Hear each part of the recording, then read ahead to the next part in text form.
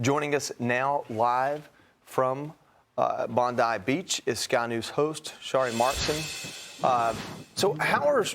Let me ask you, how are Australians reacting to this horrific attack? Hi, Joey. Look, we are beyond devastated, heartbroken. We don't have massacres like this in Australia. This is unprecedented. This is the iconic, world-famous Bondi Beach. Australian Jews were gathered for the first night of Hanukkah, which the Jewish community celebrates at the same time as Christmas. It was a beautiful family festival. There was singing, food, music, and out of nowhere, two gunmen. We now know that they're a father and a son, a 50-year-old father and a 24-year-old son. Gunmen dressed in black opened fire. Reports that there were 50 to 60 shots fired. Unimaginable. 16 people, Jewish Australians, have been killed. 16 confirmed dead, another 42 in hospital, many in a very serious condition in an induced coma. Joey, among those who've been killed, just a 10-year-old girl, a little girl. There were young families at this, and this is where it happened, just behind me, as you can see. We are heartbroken. We are devastated. I personally, as a Jewish Australian, on my nightly Sky News Australia program, have been begging the Australian Prime Minister, Anthony Albanese, and his government to take action on anti-Semitism for 2 years now. They have refused to take this issue seriously, and it has culminated in this unfathomable event, an unfathomable tragedy.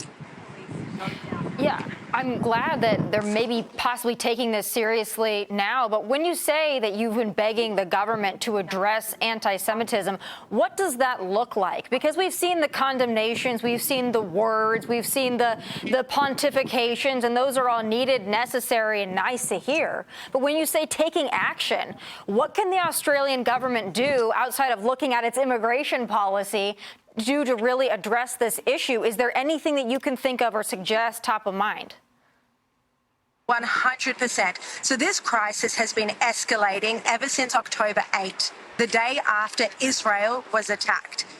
Escalating, it started with protests and hate speech, and it turned into physical assaults, fire bombings on synagogues. It just kept getting worse and worse.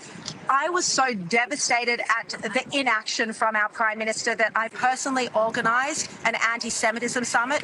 We broadcast it live on Sky News. We had federal judges, former Prime Ministers, police commissioners, everyone coming together for 4 hours at this anti-Semitism summit. That was in February this year. We came up with a list of recommendations out of that summit. The Prime Minister would not implement a single one of those recommendations.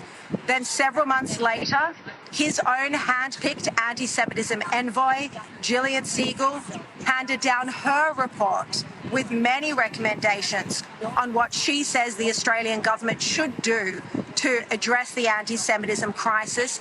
That was put on ice. Not a single one of those recommendations were agreed to. And like I said, this is the Prime Minister's own hand-picked anti-Semitism envoy.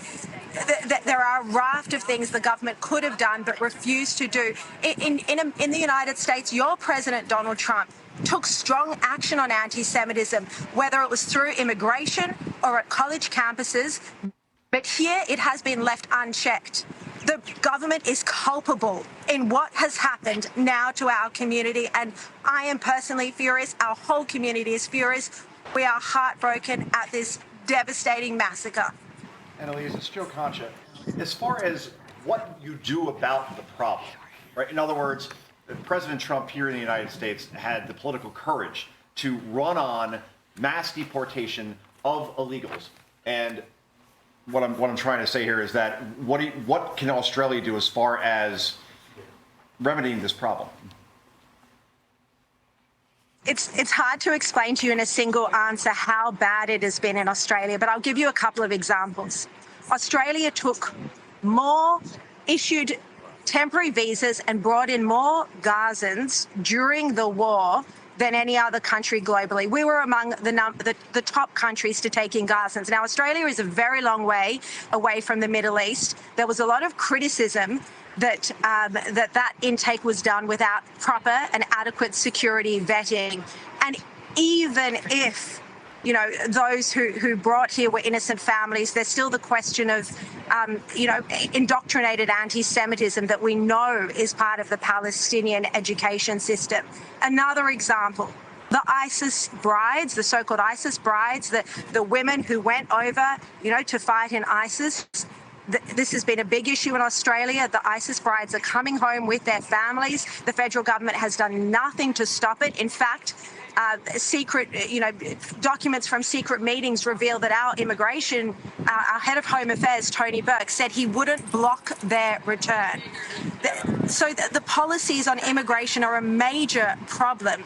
And then there's been no action to crack down on the hate speech, you know, the calls for globalizing the intifada that happen every single week at the pro-Palestinian protests, our encampments that have happened at our universities here, the issue of anti-Semitism at the university.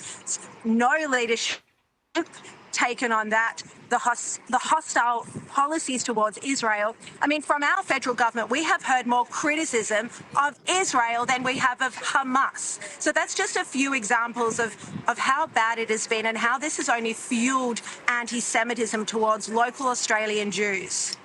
Sharri, it's Kennedy. I'm just wondering, what more will it take in order for your prime minister to pay with his political career? I mean, I think he should resign over this. He has refused to implement anti-Semitism recommendations from our Sky News Summit and from his own envoy. Now we have 16 people dead, 42 in hospital. The death toll will sadly, most likely grow because some are in induced comas and very serious conditions. A 10-year-old dead. I think he should resign. He won't resign. But, you know, I mean, will he act now? But it's too late. Look at this tragedy we've had in the heart of Bondi. How can any Australian Jew now feel safe to go out in public, to go to any community event, to go to synagogue? You know, we feel broken and devastated. People are crying. I'm in Bondi. I've been here this morning. People are just crying in the streets.